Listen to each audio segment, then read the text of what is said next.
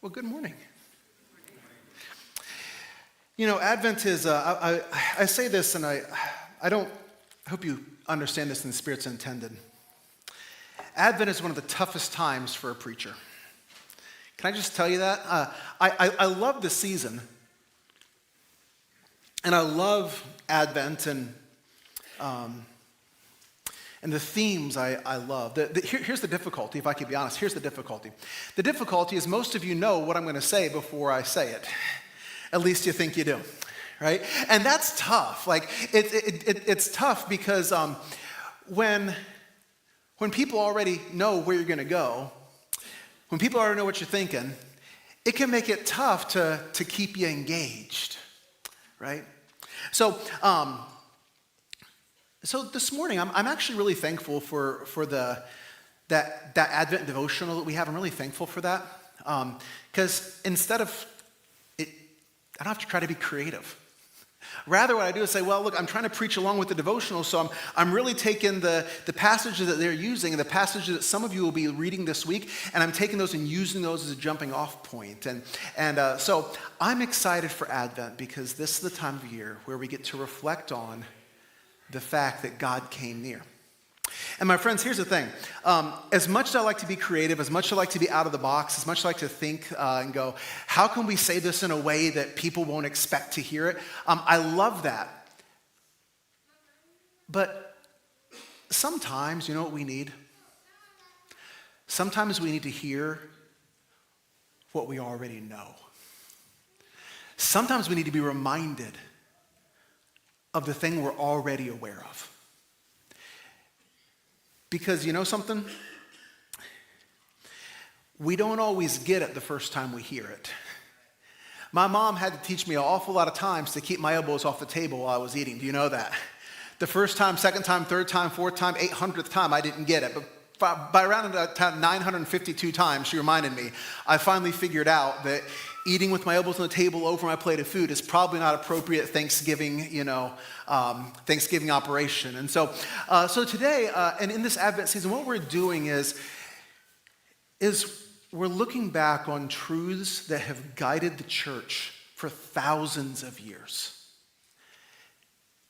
And we're trusting that even in the thing, even that lesson we've heard before, God can speak to us anew. So here's what I want to do. I want to take a moment and just pray together before we start, and then we'll dive in and talk about hope for a little bit. So if you would bow your heads and your hearts with me this morning. God, this is your time. We gather not because there's anything that I'm going to say that is that quite frankly is worth people paying attention to. What really matters is that you speak. And so this morning, God, in everything that I say and everything that's done this morning, would you be honored and glorified and lifted up? God, would you get me out of the way this morning? Would you be exalted? Would you speak to your people? God, no matter where we find ourselves in life this morning, would you speak to us? Would you move in us? Would you work through us? Would your spirit be active in a special way in these moments? In Jesus' name I pray. Amen. You know, one of the things about living in Waynesburg that was interesting to me when I first moved here just about 3.5 years ago, I got the chance to have people ask me, what's Waynesburg like? Because when I lived in Baltimore, people had an idea of what Baltimore was like. And even though I was on the outskirts, people go, oh yeah, you have the Ravens and the Orioles and that kind of thing. And people got an idea of like, you know, crabs and crab cakes and those kind of things. I'll be honest with you, I don't know if you know this, but most people who like live outside of Pennsylvania or outside of Southwest Pennsylvania, a lot of people haven't heard of Waynesburg. I don't know if you knew that or not, but like I never picked up a travel brochure and had someone say like, come visit scenic Waynesburg or tropical Waynesburg. I've never had that happen. And so some of my family, they're asking like, what's Waynesburg like? And I found myself continually going back to Christmas on High Street. I kept using that. I was like, you guys, I don't know how, the best way I can think to describe Waynesburg is Christmas on High Street. And so when people come in the summer and they come to visit and they'd be like, okay, what's it like? I'd be like, okay, you got to picture this. Like downtown, this area, I drive them downtown, like here's what's going to happen, like in like 6 months. What's going to happen? Huge Christmas tree right here in front of the courthouse. And people are going to get together and it's going to be all decorated and we're going to gather together. The whole town square is going to be full. And then we're going to count down and light the Christmas tree. And they went, nah, people don't do that anymore. I was like, no, you guys, it really happens every year. It's awesome. It really happens just like that. And people show up and there's booths and you can the kids can make Christmas ornaments and there's like hot chocolate and cookies and people are giving away stuff for free and it's wonderful and it's a little bit chilly. And so they have these fire and barrels and people go, nah, that doesn't happen. Yeah, it does. And the longer I started telling people about this, the more I realized it's kind of like a Norman Rockwell painting. You know what I mean, right? Like, if you've ever looked at a Norman Rockwell painting, you kind of have this, right? Where it's like, it's this beautiful scenic picture of life. And there's the one where the whole families gather around a Thanksgiving table and the turkey is just perfect and everyone's smiling and happy. And like one guy's looking back at Norman Rockwell through the canvas, right? It's just amazing. And it has that feel to me. I thought I was the only one until last night. We were at Christmas on High Street, and our state senator went, this is just like a Norman Rockwell painting. I was like, yes, I've been saying that. It's wonderful. It made me feel so good, right? Like, there's this part of that scene as I was looking around even last night and went, it's a little cold, and my girls are sitting there going, it's really cold in there, and we're counting down, and they go like, when will people stop talking so we can count down and light the Christmas tree up, right? And it was this beautiful picture. I'm looking around going, I feel like 90% of the town's out here, right? And it was wonderful. But here's the thing with the Norman Rockwell painting. You know those scenes aren't real, right? I know. I'm sorry if I just ruined your Christmas. I'm sorry. But those aren't real. In fact, there's a guy who wrote a book, and he actually found the pictures that Norman Rockwell was using as inspiration. And he would have people get in poses, and then he would take people from different pictures sometimes and put them together in one beautiful painting. In fact, his pictures were sometimes so picturesque that people got upset about it sometimes. I mean, the front part of a Norman Rockwell painting is incredible, but behind the scenes, it wasn't real. Just think about that in regards at Christmas on High Street, right? There's this moment where we get together and we gather around these fires and barrels, right? And we celebrate, and we got to have a little booth out there for our church, and we were handing out all kinds of little Christmas cake things. And you'd be surprised. I thought we bought some peanuts because I thought maybe adults would rather have something peanuts and trail mix instead of cakes, and nope. We're out of the cakes. With those little Christmas tree cakes, we're out of those. But man, we have trail mix for days, right? It's amazing, right? And but here's the thing, we're handing stuff out and there's this beautiful moment, the Christmas tree's all lit up and everything. But here's the thing.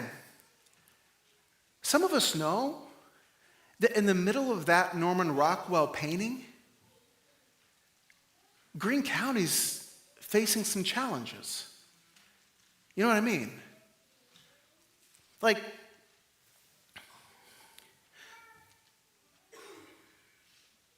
There's this beautiful picturesque downtown. And then but that moment by itself, it's a beautiful moment, but it doesn't encapsulate everything that's happening the other 364 days. Did you know, I hate to burst your bubble here, but did you know that we have people in our county who don't get along with each other? Did you know? Did you know, right, that there's actually there's some fiscal issues that our county is facing. Again, I don't mean to burst your picture of Waynesburg here, but did you know that our county is facing some fiscal issues? Did you know that? Did you know that we have substance abuse in our county? Did you know that last night, Growing Up Green opens their doors and hands out coats and warm clothes to kids, and they don't ask questions, they just hand them out because they know families need them, and hundreds of kids came through to get coats and warm clothes and boots for the winter. And yes, there might have been some kids who didn't need them, but there's a lot of them who did. Did you know that in the middle of a Norman Rockwell painting, in the middle of Christmas on High Street, there are still things that are struggles in our county? Did you know that? Because some of us are living that. You know what I'm talking about, right? Here's the thing. I think that sometimes we do that same thing, that kind of like really pretty brushstroke. We do that same thing with the Christmas story with the manger. Did you know that? We sometimes do that, I think. I mean, growing up, I know that when I looked at a manger scene growing up, those little nativity scenes, when I looked at those, it was amazing that everybody was happy. Everyone was so happy. And Mary, she didn't look like she just had a baby in a barn. And Joseph didn't look like he had just traveled for mile after mile trying to take care of this pregnant woman who he was supposed to get married to, and he didn't look like he was fleeing for his life, and he didn't look oppressed. Rather, he just looked happy and at peace with his shepherd's staff, because, all carpenters have shepherd's staves just hanging out for when we paint the painting, right? And the shepherds, they didn't look like tired and disheveled, and they didn't look like they'd been spending time with sheep. They looked like they had just come out of a nice shower and someone had given them these special bathrobes to wear. And somehow the wise men had somehow got Lamborghinis and had made the trip really, really, really fast. And found the face. Sorry, some of you just love that I just theologically went there. You love it, right? Here's the thing, right? We have this picture of the manger scene, and it looks so perfect. And what we miss, because we've polished it for 2,000 years, we've missed the manger scene. See, for Mary and Joseph, they were not trying to make a Hallmark moment. For Mary and Joseph, they were living in a world that was categorically different than most of us imagine. Mary and Joseph, as Jews, they were not people who got to really have a lot of say in their own destiny. Everywhere they looked, there were Roman soldiers. They were well acquainted with what Roman soldiers looked like and with what Roman soldiers did. At the time that Jesus was born, there were legions of Roman soldiers stationed all throughout Palestine, multiple legions. There was no one who lived at the time of Mary and Joseph in first century Palestine who did not understand what a Roman soldier looked like. There was no one who did not understand that the Roman soldiers were in charge and they were not. Mary and Joseph were desperately poor. They would go to the temple to dedicate Jesus, and when they did, the Old Testament prescribes an offering. And then there's a little asterisk there. And it says, if you can't afford this one, if you're too poor to afford the correct offering, you can offer 2 birds. And if you read your Bible closely, you'll notice what Mary and Joseph took with them to the temple. Oh, it wasn't the goats and lambs, it was the birds.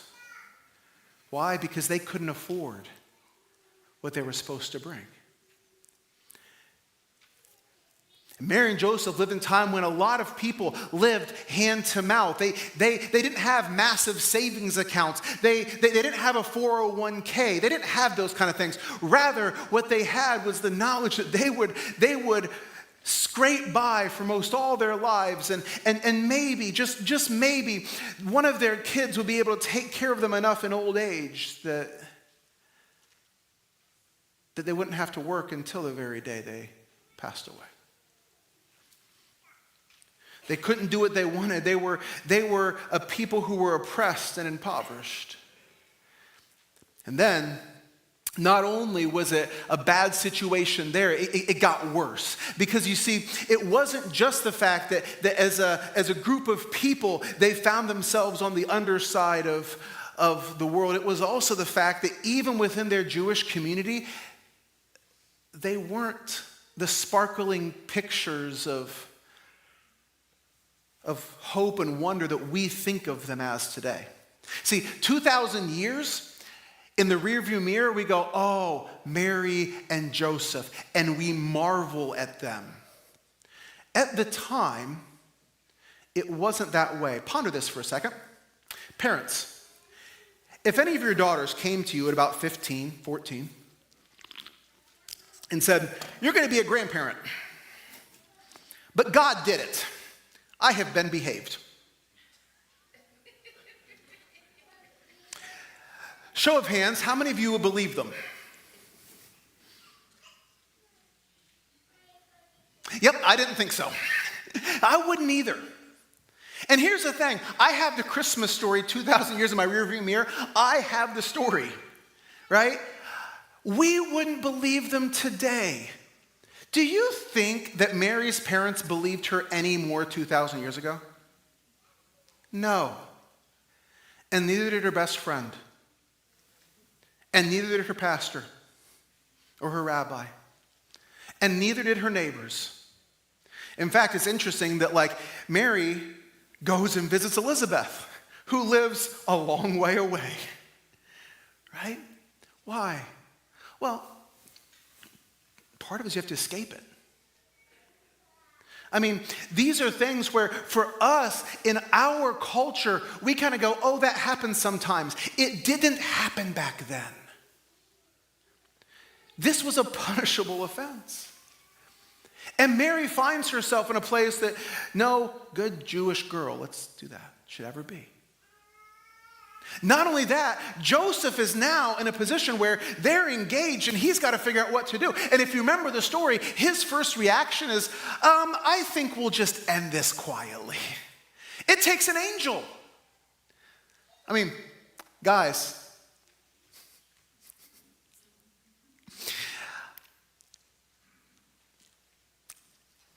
when you propose to someone, how bad do things have to get for it to take an angel to show up to say, no, reconsider your plans? Does it make sense, right? That's how big of a deal this was. This wasn't something that Mary could talk her way out of. This wasn't something that Joseph's best friends could come around him and go, dude, it's going to be okay. We're going to get you through this. No, it took an angel to show up and go, Joseph, bud, listen. Sorry, this is not exactly how the Greek says it. Bud, listen up. It's going to be okay. This really is a God thing. She's not lying to you. I mean, think about this. If your relationship is hanging on by a thread because you can't trust each other, that's a whopper of a, yeah. How do you circle that square, right? Mary and Joseph are in a tough spot.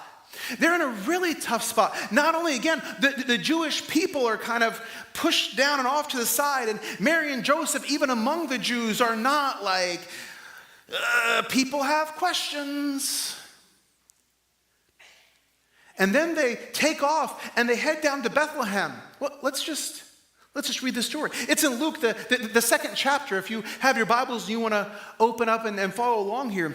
Luke chapter 2, we're going to start at verse 1. Because here's how the story goes. Maybe you've heard these words before. In those days, Caesar Augustus issued a decree that a census should be taken of the entire Roman world. This was the first census that took place while Quirinius was governor of Syria. And so everyone went to his own town to register. In the middle of a pregnancy, in the middle of this difficult time, all of a sudden, the Romans show up and go, y'all got to go back to where you're from. So we can count you, and we know how much taxes to charge you and how big the military should be. Which seems kind of like bad timing if you're Mary and Joseph. So Joseph went up from the town of Nazareth in Galilee to Judea, to Bethlehem, the town of David, because he belonged to the house and the line of David. And he went there to register with Mary, who was pledged to be married to him, and was expecting a child. And while they were there, the time came for the baby to be born. She gave birth to her firstborn, a son. And she wrapped him in cloths and placed him in a manger, because there was no room for them in the inn.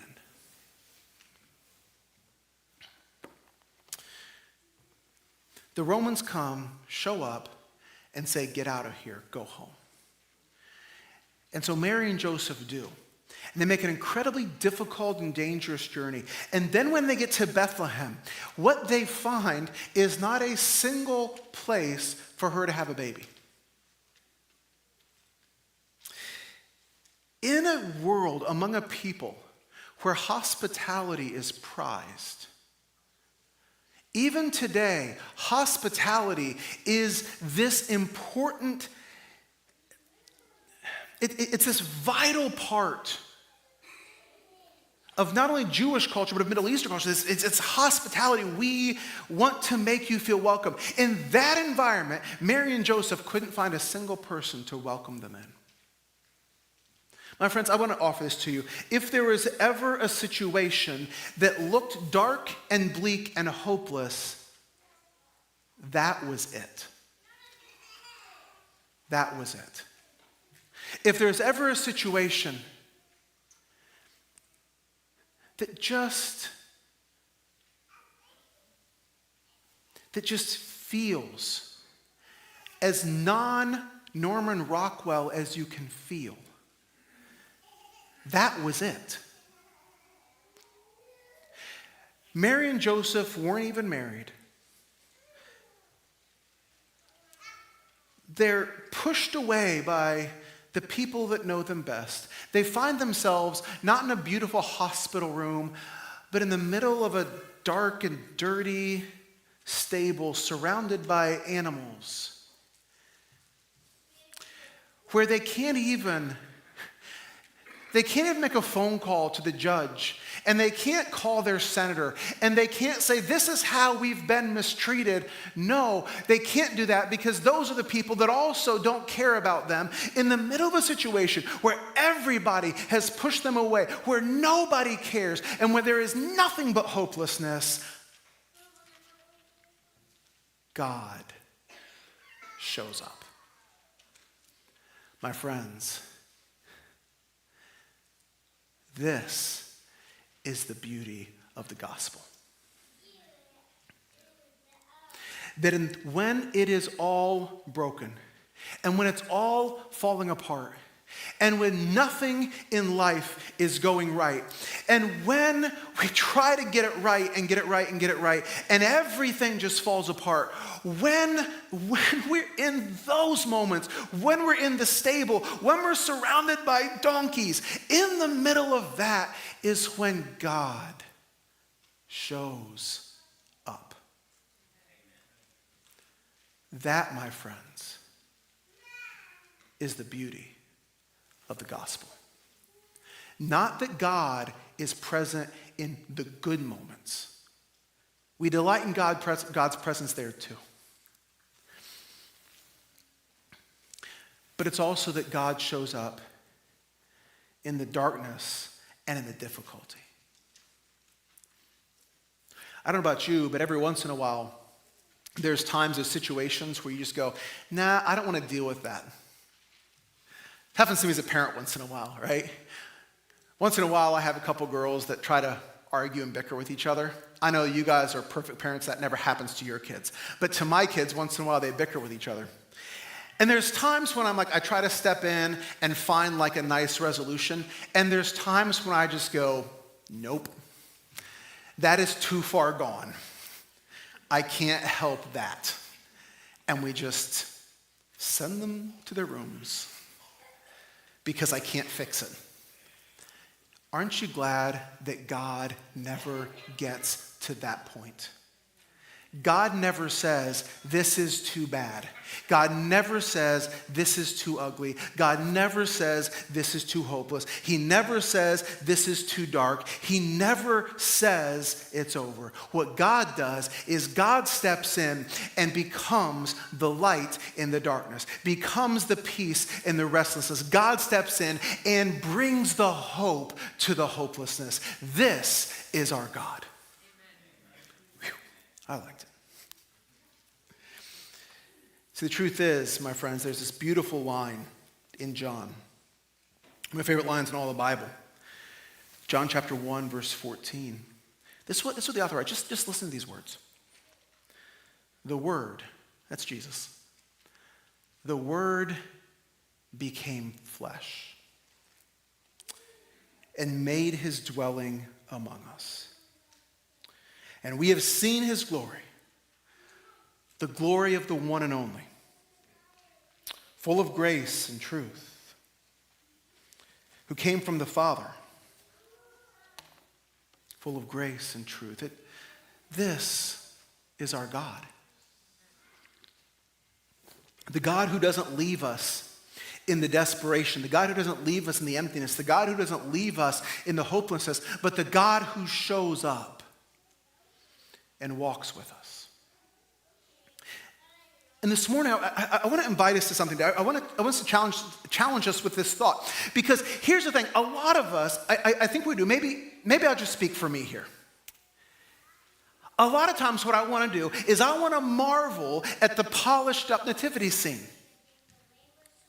I want to be excited about the beautiful pictures. I want to look at Mary and just see this beautiful picture of peace on her face when she's holding this newborn baby and think, oh, isn't it wonderful that God came in this perfect little situation? And the problem is, when I do that, what I'm doing is I'm robbing Christ of part of the story. Jesus didn't just show up for the perfect people in the perfect situations for the perfect nativity scene. Did you know that? Jesus stepped into the darkest of situations. Jesus stepped into the most hopeless of situations. Jesus stepped in when it was broken. And Jesus invites us to follow him and experience his light. That is the beauty of the gospel. And this morning, here's my question for us. Where's the hopelessness? Where's the hopelessness for you? Some of us inside, we are grabbing the pew in front of us and going, no, no, no, we don't talk about such things. This is Advent, we're supposed to be happy. No, no, no. This is Advent, we're supposed to be honest. There's a difference. There's a difference between happiness and honesty. We're honest before God. I love some of our hymns and our carols because they have these words that we don't often think about. There's this old carol, I Heard the Bells on Christmas Day. It's a beautiful carol, right? But did you catch these lines in it? Then peal the bells more loud and deep. God is not dead, nor doth he sleep. The wrong shall fail, the right prevail, with peace on earth and goodwill to men. Can I tell you when you don't write those words? You don't write those words when your team just won the Super Bowl. That's not when you write those words. You don't write those words when someone just gave you a car for your birthday. Nope. You write those words when you look out your window and go, this place is falling apart. That's when you write those words. In a few minutes, not now, but in a few minutes, we're going to sing O Holy Night. His line, just listen to these words. Long lay the world in sin and error pining, longing for God to show up. till he appeared. And the soul felt its worth. And then the next line, the thrill of hope. It's not about the fact that life is perfect. My friends, we spend way too much time trying to make everyone think that our lives are perfect. Can we stop for a minute? God is not fooled. Jesus doesn't need your life to be perfect or my life to be perfect. Jesus wants us to be honest. This morning, in your life, where is the hopelessness? Where is the hopelessness? Where do you need God to simply show up? Where is it broken? What's causing pain? Where is that point where we just look and go, Jesus, this situation, this thing, this with my kids, this with my neighbors, this with my spouse, this with whoever. God, this is the situation. I don't know how we're going to make this work. God, I don't know. The bank account doesn't look good. God, I just need you. Where is the hopelessness?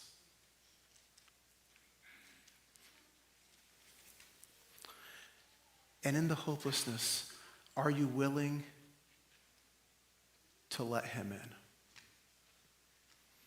Are you willing to let him in? I have to ask the praise team to come up, and as we do, we're going to sing that song, "O Holy Night."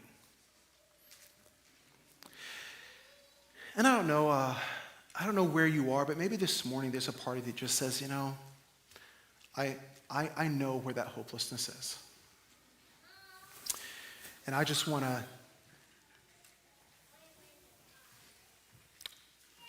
say, God, I welcome you into this hopelessness.